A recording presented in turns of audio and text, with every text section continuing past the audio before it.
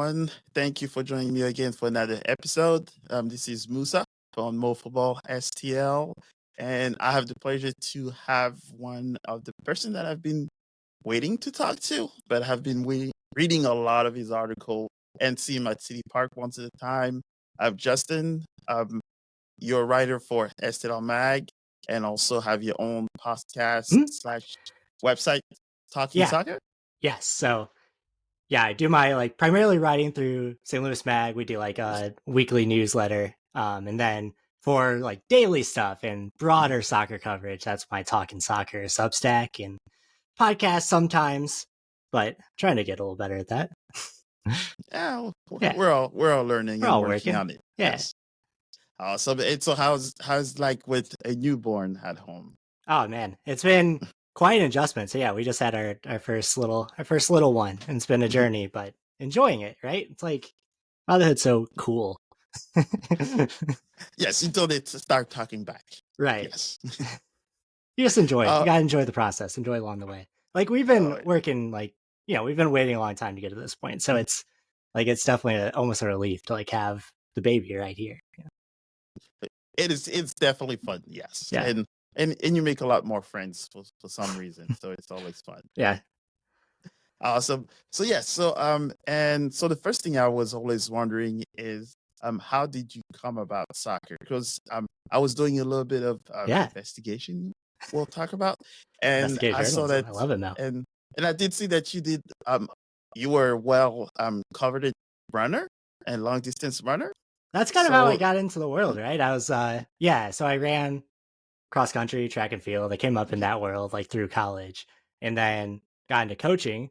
Part of my coaching was I wanted to write to get my ideas out there, because as a running coach, you kind of have to like put your stuff out there and get into the weeds of things. But I was also a bit of an Olympic historian, because through running, you kind of, if you're really engrossed in it, you learn a lot about just the Olympic movement and Olympic sports in general. So through my writing about my coaching, I got to cover some marathon coverage, and I did some Olympic coverage.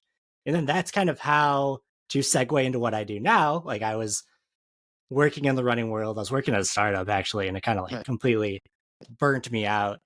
And I wanted to get more into writing. I'd written some stuff for St. Louis Magazine back in the day, for their marathon coverage. And it just kind of snowballed into this thing where I was luckily Area Sports Net gave me a place to write, and then Mike Miller, my editor at St. Louis Magazine, liked some of that work, so then they brought me on. So from there, it's just been diving in further into the world. But I've always been a soccer fan too, which was what makes it kind of an easy transition when you're in the sports world. There's this thing that you like, but you haven't necessarily covered it. But I've always been into the fandom, right? Okay. So it looks like so you're doing a lot more of journalism now, but I did see that you went to class for biology. So how did that that flip?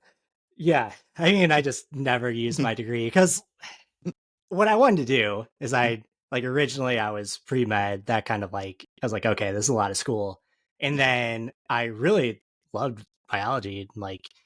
I had a concentration in chemistry too. So I liked the lab side of things, Right. but in order to kind of move on to that next level, I didn't necessarily want to teach, and I didn't necessarily want to be doing in the lab work all day. I would have had to go back and get my master's, and I just haven't done that.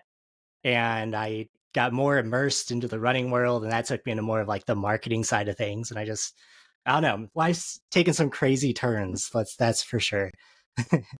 Yes, definitely, and that's one of the reasons I wanted to ask, because I do, I guess myself and other friends and Yeah. colleagues, you do see one path, and then there's something that kind of makes them pivot to something Yeah. else. This has So nothing to it's do with soccer, but I thought about this a lot too. And that a lot of me even going to college is because I had this idea that I had to live up to the expectations of my family of graduating from college. yes, And yes, I think I got into it from that perspective of, okay, what would look good to my family, as opposed to what do I want to do? And then along the way, you figure that out. That's what college is all about. But yes. yeah, that definitely, when I think back to some of my cross country teammates who are business majors, and I think back to how not to say easy, but how much less work they had to do for their degree. I'm like, okay, I might have wasted a little bit of time, but Eh, I learned a well, lot, you know. I'm I sure know you a lot of wrote. things. I'm sure you wrote a lot of papers, Yes, which kind of led absolutely. you to journalism, Yeah, right? So, and there's a lot of like scientific literature that you have to kind of mhm, like disperse through, and I feel like that's kind of helped my discernment in terms of like when I'm looking at sources and things like that as well. So having it's not a must, like not every reporter needs to have a scientific background, but like when you yeah, can read dull things like that that just like fry your brain, like finding sources that actually make sense isn't that hard. nice, nice, Yeah. nice. So I guess more if that you grew up in soccer. So, was there a team that you watched growing up, I mean, external or because like for me, it's always been kind of hard. Like I had to feel the experience to like really be a fan, so to speak. okay? Like I think I gravitated towards like Manchester United because when I was like first getting into watching soccer, of course, that was the Yeah, Alex they Ferguson were. years. That was like I loved Wayne Rooney. Like watching Wayne Rooney play, that was just like that was my fandom pretty much. And of course, then you have the FIFA games too when you're like that age and you're very immersed in everything. But I wouldn't necessarily say I was like a supporter. I just ended up like gravitating towards more of their games. Then like watching Bundesliga, watching Dortmund more than anything. And then I watched a lot of Sporting KC, like MLS, because that was the closest team that I could go Yeah, and watch. And that kind of like having that experience, being able to see the team in person. Like I think that meant a lot for my fandom. But in general, I just kind of liked soccer, you know? just in general. Nice. Yeah. Any other than I guess Wayne Rooney, was there anyone else that you absolutely had to watch or kind of made you want to watch it Yeah, more? like in those early years, like okay, this is gonna be a lot of Uh Manchester oh. United talk, so I'm sorry, but I like specifically, like the year that I really got in, like that I got bitten by the bug was when Robin van Persie came to Manchester United, and you had the strike duo of him and Wayne Rooney, and then Robin van Persie with a scorpion kick goal, and just watching those Netherlands teams as well. I remember like those teams and that Bayern team that had like Frank Ribery and Arjen Robben, and like that team was very exciting for me to watch too, just because like every position on the field was It was spectacular. them. Yeah.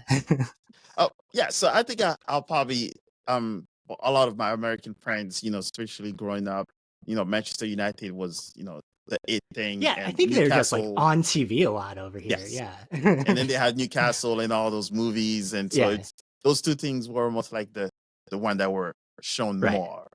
So that makes total sense. So and I guess going back, I guess moving forward a little bit to St. Louis soccer first. So was there any local team that you followed or your college or I mean, like, you know yeah, like when I went to high school, like I went to St. Mary's. For anyone, obviously anyone from St. Louis knows that like high school soccer in the yeah, city is big, right? So that was, I guess, my first like exposure to like supporter culture, if you want to call that, of like okay, being in a high school uh support. But yeah, I loved our like I always got into like my local teams. That like just having that connection, I think to me has always been like the big thing.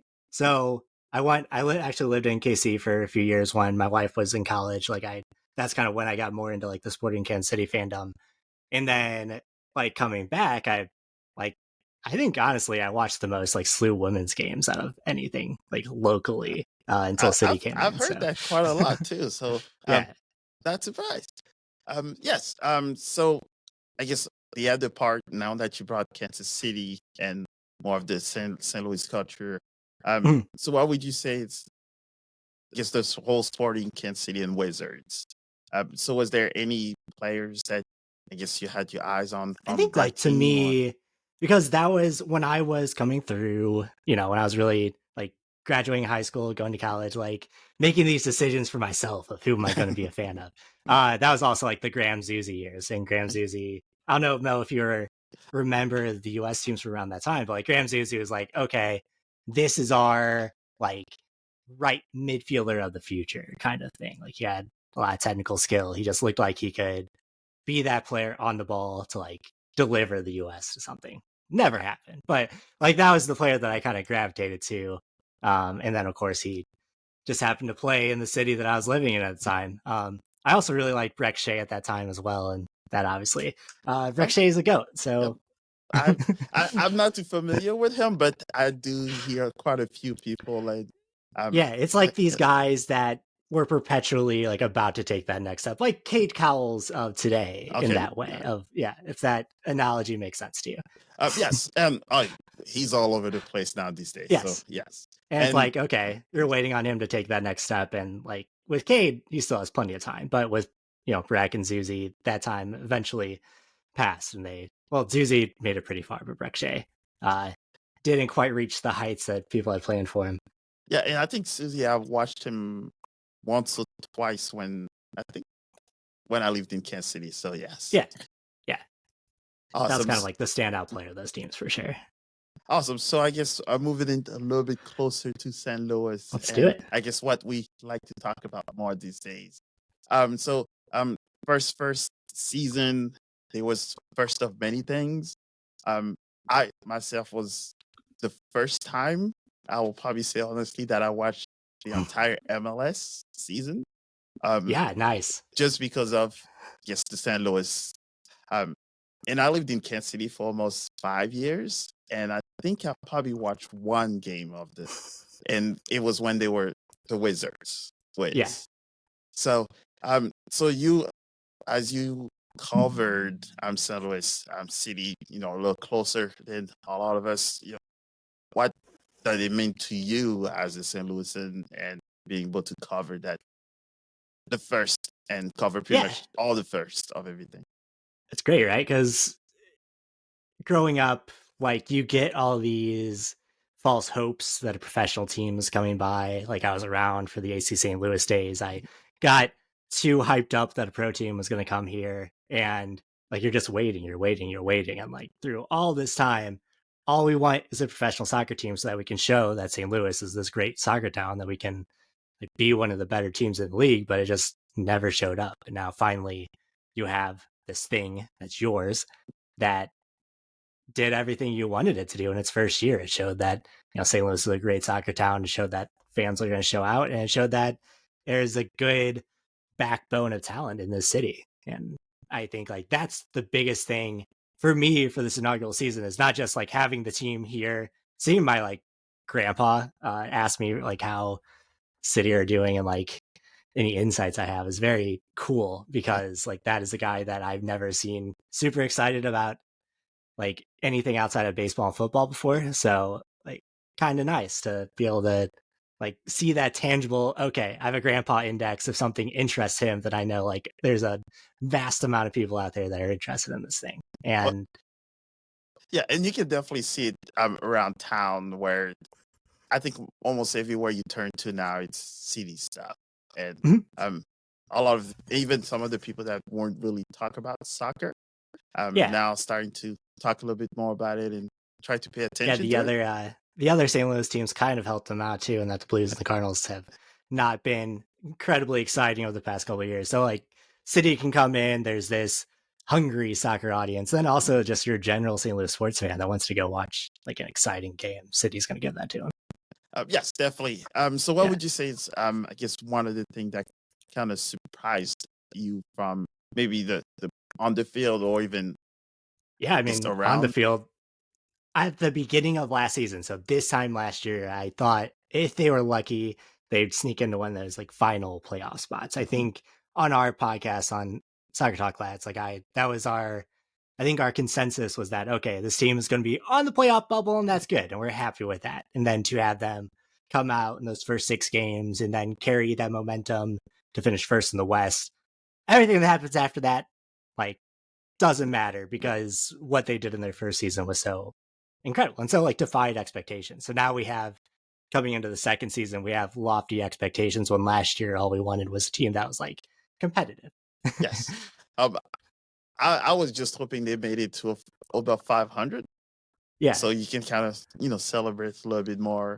Um, was there any players, or player or players that kind of impressed you um throughout the season? Yeah. I mean, outside of the obvious ones, if I'm thinking of, if I look back at, what I wrote about AZ Jackson last year, is that, okay, this is a young, talented player who has the tools, but had never done anything outside of Next Pro, and to have him step into the lineup, like to have those first couple games in City 2, step up into the lineup and get that starting spot and kind of like not lose it over the course of the year and really step up to the point where he's getting called in for January camp national team call ups. That I think is the biggest rise. Like obviously Sam Adeniran as well, because there weren't a lot of expectations there. But like AZ, that's the guy I always go to. If there is one player that you look at on the City team that isn't Edu Leuven or Chow Klaus, like AZ Jackson is kind of the spark plug. Yeah, and I think I watched a lot of those CD2 games, and I was like, I was a little surprised that he was not actually in the first team. So I guess he kind of showed the progression of the city in general, showing that Yeah. even if you're in the academy or CD2, you have a chance to move up to the first team. You just have to put the work in. Yeah, and I think Bradley Carnell has kind of done a really good job in communicating that. Like these players have kind of bought into the idea that they can slide in between City 2 and City. It's all just one big team, and that's kind of how they think of it. So for guys like AZ and guys like Miggy Perez that like might need some of that sharpening down the 2 level, are even if it's just for minutes because they've been getting like short call-ins at the end of games, that it's this thing that they can go down, that they can have that experience, that they can, after feeling what it feels like to play against MLS guys, go down to, okay, now we're back at something that's a little bit lower level. I can take those lessons that I learned. I can gain my confidence a little bit. And then as AZ showed, as Sam Adeniran showed with his skills in USL past year, like if you have that confidence and you have the skill set, then it's just carrying it forward. Yeah, and I think we've been spoiled having, even CD2, so you can go and watch a lot of those guys, kind of play and then move up to the first team and back and forth. So talking about CD2 itself, have you had much chance to look, watch some of those games and kind of see the progress from that group of? Yeah, and I think I just love that so many academy kids are getting a chance like at that level. I think if you look at the turnover from, okay, the first year it was largely getting ready for MLS. And then last year was kind of this almost in between year, in that you're kind of turning over from some of the old guard into your younger talent that you want to kind of fill that 2 team with, and potentially that pathway up into the pro team.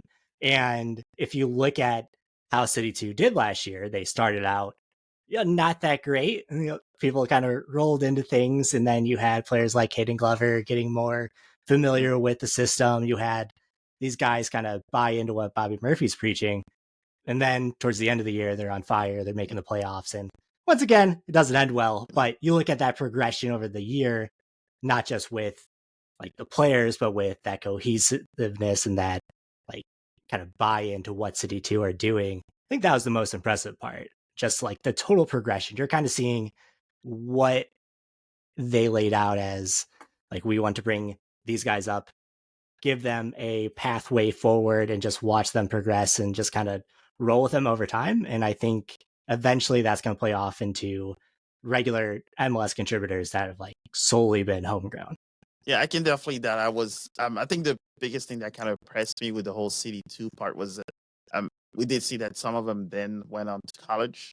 And then you see, I guess we just saw Max going to the USL, and then we see a few of them start moving to USL. So it looks like, making to that CD2 kind of extend your path to, And it's good for City too, because then they can go to guys that they want to bring in and say, these are the guys who moved on to MLS. These are the guys who moved on to like other USL spots, but like, come in, we're going to get a chance to look at you for a year.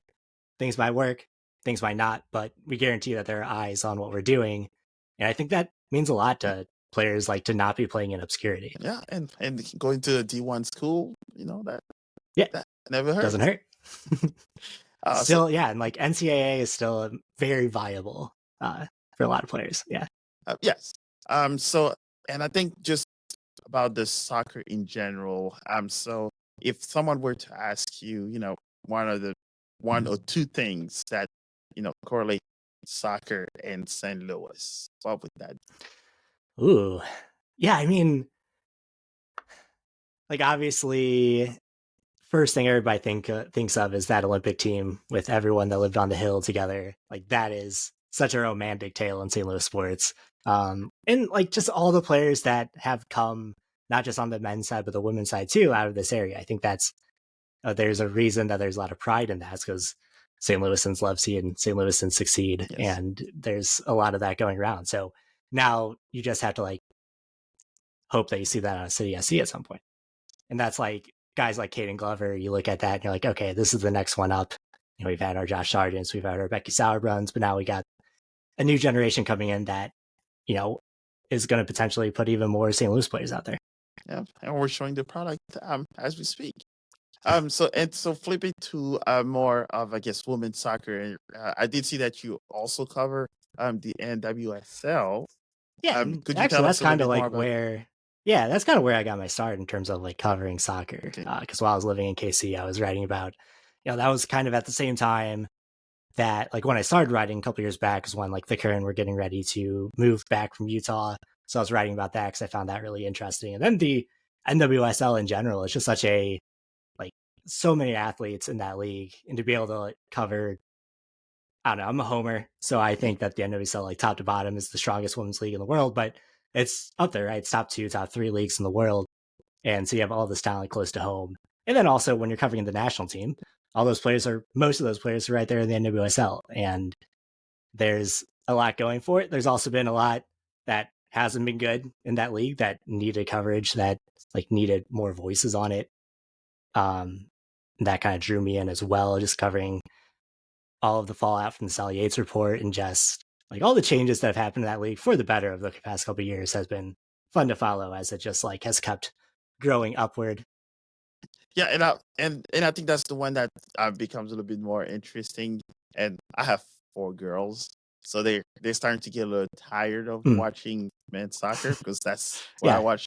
So it's definitely one of those things that I starting to get a little bit more introduced more to.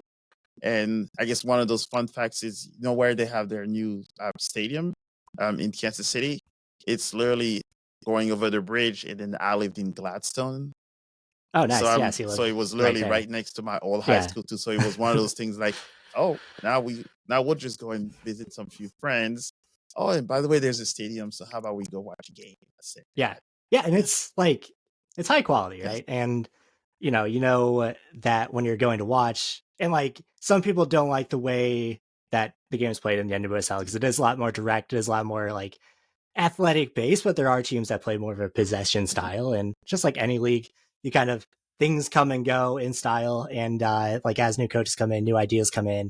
But there's like top talent in there, and you're going to see exciting young players too. That if you're a young girl going to the game, you're going to see these players and be like, okay, I want to be like Trinity Rodman when I grow up. Oh, That's always kind of been my thought. I don't Yeah, listen to much people when the playing style of it.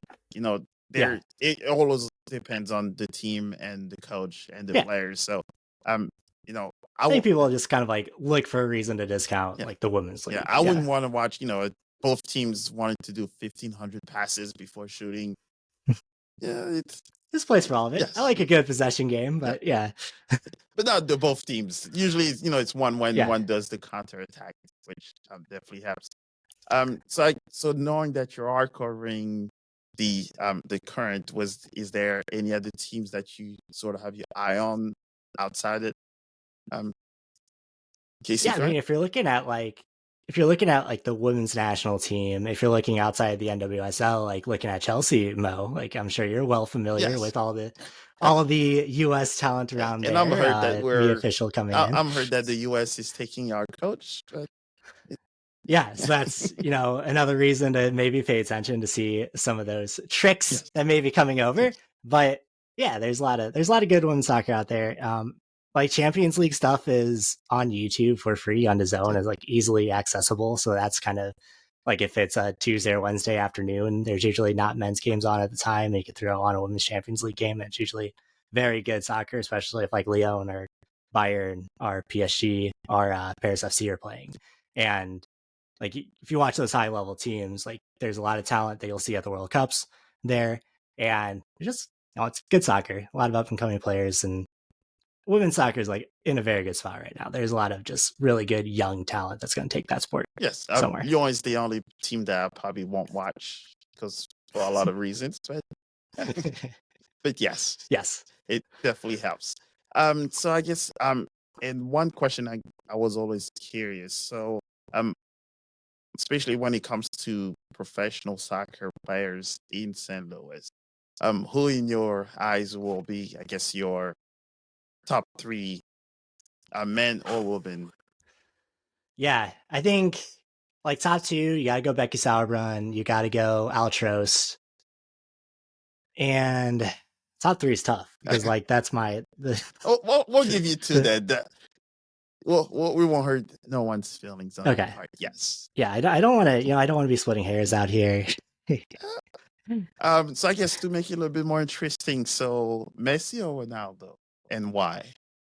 I mean, I've always been a Messi guy, Me- Mo, and I think that's because like those Barcelona teams were just so much fun to watch, and not take anything away from Miami, but those like peak 2010, 2011 Barcelona teams were just like Messi at that point, at the height of his powers, was such a magician, and yeah, so- I don't know. It's always spoke to me because like Ronaldo, he's a goal scorer, and like obviously he's special. But when you watch what Messi does, like I've honestly I wasn't into soccer, I wasn't alive necessarily the prime Maradona times, but like what Messi has done is like outside of like the Brazilian Ronaldo, like what he did in his prime. There's just never been anything like it. Okay. Yes, and I think that's one of those tricky questions. I've always said it's kind of hard to pick between the two because one has a pretty much we'll call it a God Yeah, given talent, which is Messi, yeah, and Ronaldo is more of the guy that outworked everybody to be where he is. So it's kind of hard yeah. to always say that. I think it's a litmus test on like what kind of soccer you Right. enjoy as well. Yeah, Yeah, I always say they're both, even though Messi is a little higher up to it, yeah. but I say it's kind of hard to compare the two. It's you know one, Yeah, I mean they're the best in the generation for a reason. yes, Like, it wasn't like this debate wasn't created out of thin air, yeah, right? They're both just fantastic players. awesome. So yeah, so I guess historically, is there any game between two teams that kind of always stuck in your head? Guess forever when we say what was the best game you've seen Yeah, I mean, TV like or if I think of like my first memories, like the 2004 World Cup where Zidane throws the headbutt. That was like my first real. Sorry, yeah. Mo. I'm so sorry. That was my first like real soccer memory. So that always plays in my head. As I talked about earlier, the Robin van Persie scorpion kick Yes. goal. Watching that one live. Recently, handshake gate between Chelsea and Spurs. Like that one's fresh in my mind just because of the absurdity of it all. I loved it. Yes.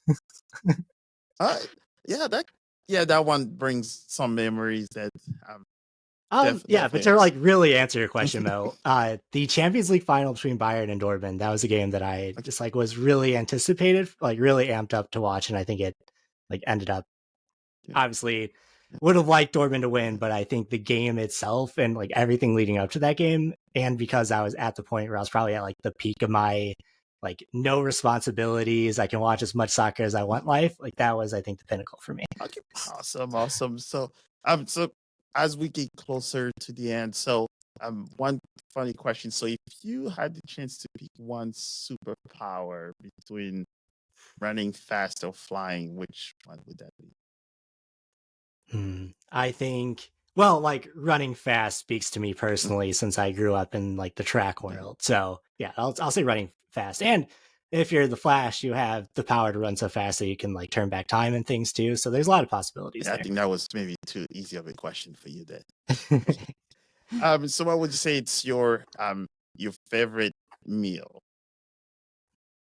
I always go like my grandma made a really good chicken parm, so that's kind of my like hits home sweet spot. So chicken parm, Okay. Uh, so in any form, any yeah, forms. So one last question. So where do you see City sit at the end of the season if you were a yeah. betting man?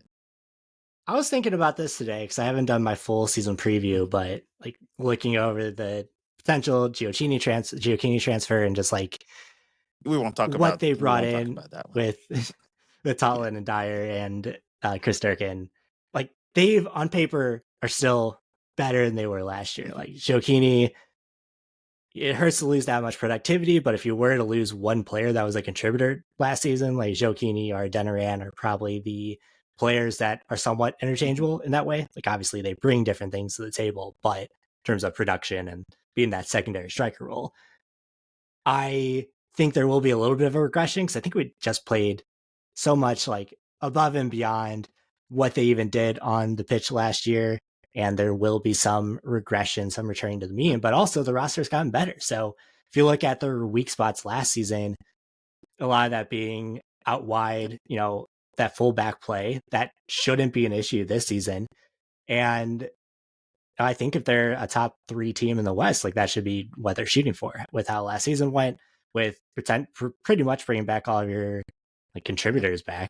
They should be in that same position, and they've gotten stronger and hopefully healthier as well. Yeah, hopefully healthier. And that's the thing is that when you look at that roster, I went into this a little bit, but losing Jokini, if anything, it hurts your depth. And with the Champions Cup, and they're kind of light on depth last year, like that's where they need to get better. Now, some of that might be academy kids coming in because we know that pathway is something they want to exploit.